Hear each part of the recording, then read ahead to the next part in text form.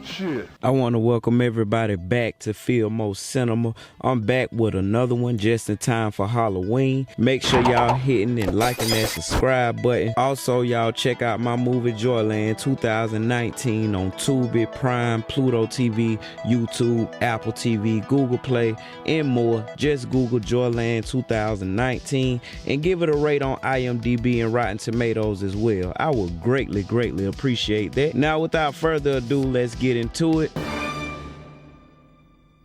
No, this the 90s. Niggas don't even ride around like this no more. Y'all know niggas that still got their speakers like that? Let me know in the comments. Anyway, we cut the 3 young bangers. We got Chicago with the same tired ass fade years later. A young Stacy here, and Junior the rapist. And they debating on whether they want to go in this spooky ass funeral home so they can get this dope. Now, as soon as we get the shit, as soon as we raise up out this motherfucker. And we can tell Junior the leader here. Then we got the mysterious funeral home director playing this organ. But y'all just wait till y'all see him. Ain't shit up in here to be scared of. Surprise, motherfucker.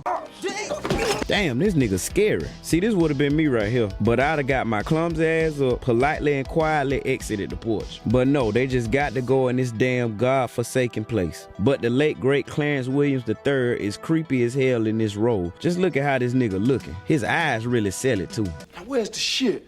The shit? Oh, the drugs. Once again, that's why they're here, to get the doo-doo. But Mr. Weird Ass Sims want to tell them a story. Don't worry, you'll get the shit. You'll be knee deep in the shit. Hold up, now this gap already prominent. Why the hell y'all let this man do this scene with this shit on his teeth? But we get into our first story of the night. The way we transition into it is scary as hell. They say she was hearing voices. Voices from the dead. Man, this shit traumatized me as a little boy, man, for real. So this first story starts with a naive and rookie black cop named Clarence. And he with these dirty white officers who got a political activist pulled over. But they harassing him and shit. His name Martin Morehouse, by the way. Get it? Martin Luther King, Morehouse College. Oh, y'all go to hell. So anyway, these racist officers proceed to beat the hell out of Morehouse. Clarence want to interfere all late and shit. Stop it! They then convince this fool to go patrol somewhere while they take Morehouse to the docks and shoot him up with some drugs.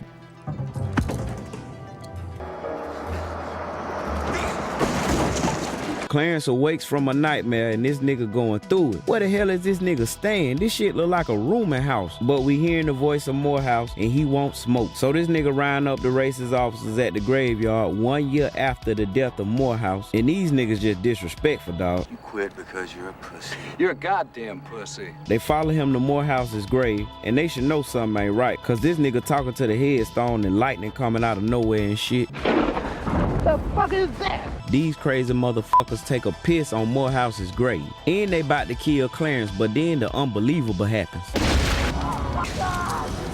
Get out of the way! What the hell he thought he was gonna accomplish by doing that? You literally shooting at a headstone, man. These some dumbass cops. Stop shooting, goddammit! There's nothing there. He's gone. Monkey-minded ass come fucking poop. But zombified Martin Morehouse comes back with a vengeance. I'm talking about this nigga ain't bullshit. And he can fly apparently too, cause look at this. How far back? How far back?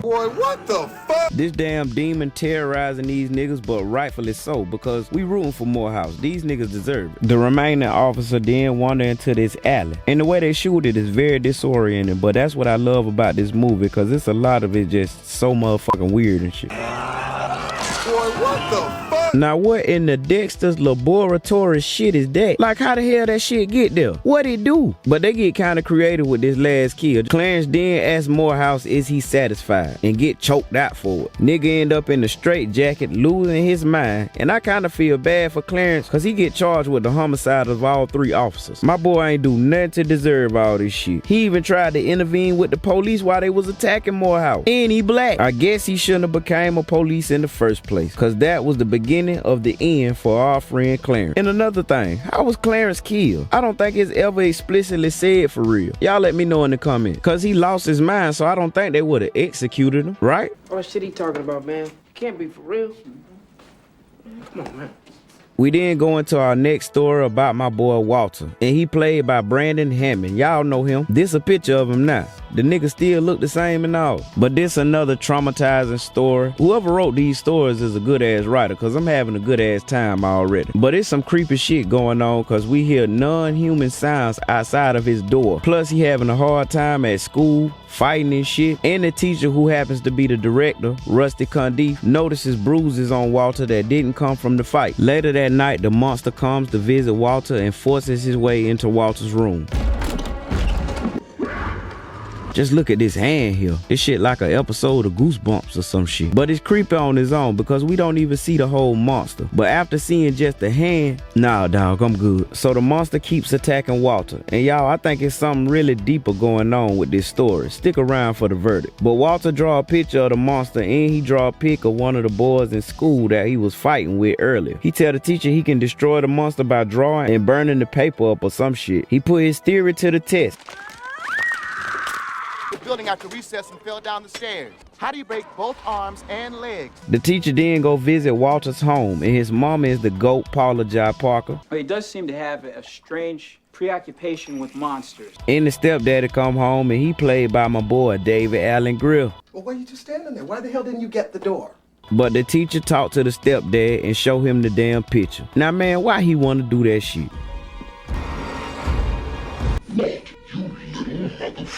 Notice how he not a monster to us. Now this gonna add to my theory later. But this nigga go crazy and start beating up Walter and his mama. You gonna make a picture to kill me? Oh, you gonna draw a picture of somebody, make them look like a monster? What, you think that shit is funny? The teacher try to jump in, but he get his ass beat. We gotta get this man more credit, cause he going above and beyond for Walter little ass. Most teachers would have sat their punk ass in the car and called the police or some shit. The stepdaddy done whooped everybody ass. Boy, what the fuck? Look how noticeably dark this nigga skin is. Find him here like this, no one's gonna believe us. Walter, you know what to do. So what y'all gonna tell the police in the ambulance when they come? And he ended up at the funeral home, so they had to call somebody, right? I don't know. But this time, it's a way station for lost souls. You for real? Yes! That motherfucker was like, yes! I wonder why the hell he got excited like that. This nigga just scared, man. He got a creepy aura. I don't know. So we now have one Duke Mega, severe asshole, crooked politician, and he running for governor. Starting to look like a damn minstrel show out there. Oh, and most importantly, racist. His advisor, Fivehead, nigga a good ass actor though. But apparently the house they in is a former plantation where a slave massacre occurred. But the community ain't with this shit at all. Dollhouse! They're gonna make him pay the dollhouse! It ain't no myth! It ain't no myth! And it's this creepy ass paint in his house. Y'all pay attention to this painting. Later that day, they shooting a promo video for the campaign. Original.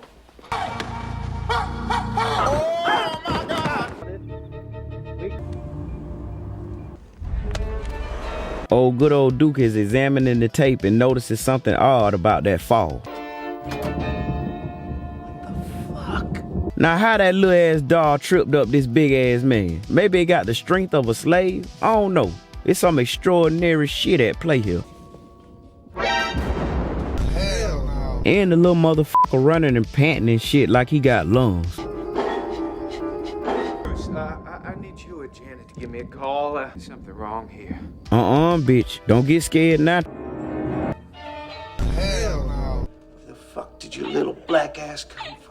And if y'all think this something, this nigga Duke Mega make Calvin Candide look like a schoolboy. I put it into your nigga ass. Now I'm gonna blow off your little nigga ball. You little nigglings! Like, goddamn, calm down. But he can't kill this little niggling for shit. And to make shit worse, all of the little nigglings come out of the picture. Oh, shit! These niggas starting to get fed up with all these stories, though. See, I ain't got all night to be listening to no goddamn ghost stories. Let's see how real this shit is you got. Oh, the shit. Now, in this last one, we follow a gangbanger named Crazy K. And he live up to his name, too, because he scope a op and smoke him on sight. He get caught slipping by these other shooters. It's my theory these niggas bloods, too, because Ricky Harris in a bright red car. And you don't never hear him say cuz. But these three niggas do so much talking. Shut down, Crazy K. You crazy, huh? Come on, nigga, we know it's y'all. Now this shot always bothered me, cause where the hell 12 came from? Like y'all ain't hear these niggas pulling up? Then we got this creepy ass opera music. This the type of shit the devil himself listened to. Told y'all this, them niggas. Man, we know that noggin from anywhere. They get killed by the police though, and Crazy K go to jail, where he get approached by this strange woman and this Dame Dash face ass boy Hill. How would you like to be released from prison? You fuck with my mind or what? I know that shit gonna happen. So he accept her offer and get sent to this weird ass rehabilitation prison, I guess. I don't know what this shit is. Where the fuck this nigga at? And why these hoes dressed like they work at Mondo Burger and shit? He get put in the cage next to this white supremacist with this scary ass voice. The final fight between black and white has begun. All of the niggas of the earth will be killed.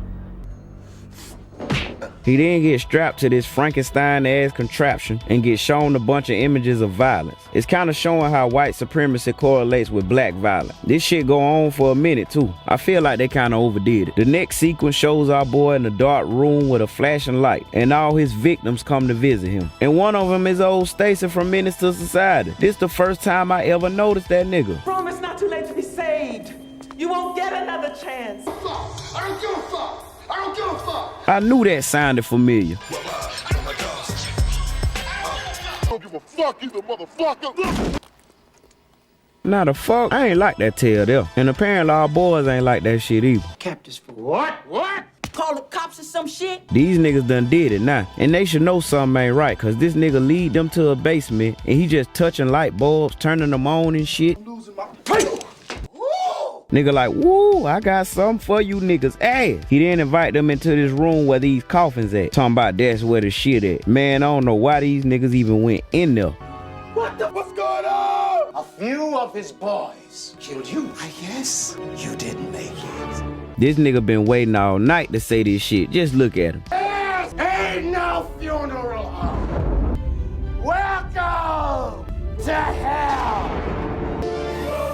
What the hell? If they don't stop with this Nintendo ass tongue. Fucking thing that look like a lizard. So yeah, Mr. Sims was the devil and these niggas was dead the whole time. Love it. And oh, fun fact, Tales from the Hood is actually a remake of a 1972 film, Tales from the Crypt. And it ended the same way and all. For all eternity. Who's next? Perhaps you? Boy, if you don't get... There ain't no funeral home. Oh man, Tales from the Hood. Off top, this shit is a classic in the black community and a spooky and weird watch, especially if you seeing it for the first time. We get a good ensemble cast that give good and memorable performances. It's like the filmmakers assembled the hood actors Avengers of the 90s or some shit. Clarence Williams steal the show as Mr. Sims though. But from jump, Mr. Sims is creepy and weird. He remind me of the nigga from Men in Black that was in the Edgar suit. I think that's why his eyes move all crazy and he starts sweating in the end, because he just the devil just waiting to pop out. And you could tell by his performance that he took the role of Mr. Sims very seriously. Let me speak on Clarence real quick. Go on set, he ain't talking to nobody. He just in his role. This nigga honestly traumatized me in my childhood, and I know I ain't alone on that. But the first three tales fit perfectly with the narrative in my opinion, cause they all deal with the supernatural. My favorite being the doll story. The second story was good to me, and in my opinion, it was a coded message for sexual assault. That's what I think the stepdad was doing, and he was a monster in Walter's mind. But then again, I don't know, because he was killed in an abnormal way, and this nigga had monster tatted on his arm. I don't know though, y'all let me know in the comments what y'all think. Cause like in this scene right here, for example, we think we are about to see the monster finally, but when he steps into the frame, he's in the regular form again. The fourth tale was my least favorite. It felt so different and out of place than the other ones. I mean, I really don't know what the hell was going on in this one, and then for it all to not have happened, like what the hell? I mean, I get the message, the violence we do to each other is a direct product of white supremacy and violence, but goddamn. But I do like the messages of all the stories, tackling everything from police brutality to slave vengeance to home violence, all which are catalysts of dysfunction in black communities across the country. And the end was good as hell if you watching it for the first time. You really don't expect for these niggas to go to hell. If I was looking at it for the first time, I wouldn't have seen it coming. And as I have stated, Tales from the Hood is a remake remake or adaptation of 1972's Tales from the Crypt. If you ask me, these niggas did they thing. Shout out to Spike Lee, Rusty Cundieff, and everybody else that had a hand in making this classic hood horror film. Cause we damn sure ain't got a lot of them bitches. Oh, and rest in peace to Lamont Bentley, Ricky Harris, and Clarence Williams III. Now y'all should know how this shit go by now. On a scale of 5 poop emojis for the first time on Fillmo Cinema, I'ma go with 3.5 for Tales from the Hood. Not no bullshit, but good shit. So go watch Tales from the Hood. Oh, and just bypass the second one, cause I don't know what the fuck these niggas was thinking. And I just recently found out that they did a part 3, so I'ma go check it out and let y'all know what I think. But keep liking and smashing that subscribe button. I appreciate all the love and support, and y'all can keep supporting me by watching, hitting my cash out right here, or hitting this little thanks button down here. Oh, and by watching my movie Joyland 2019, which is on Tubi, Prime, PlutoTV, YouTube, and more. Just Google Joyland 2019 and watch it. This has been Fillmo Cinema. I'm out. Oh, and happy Halloween, niggas.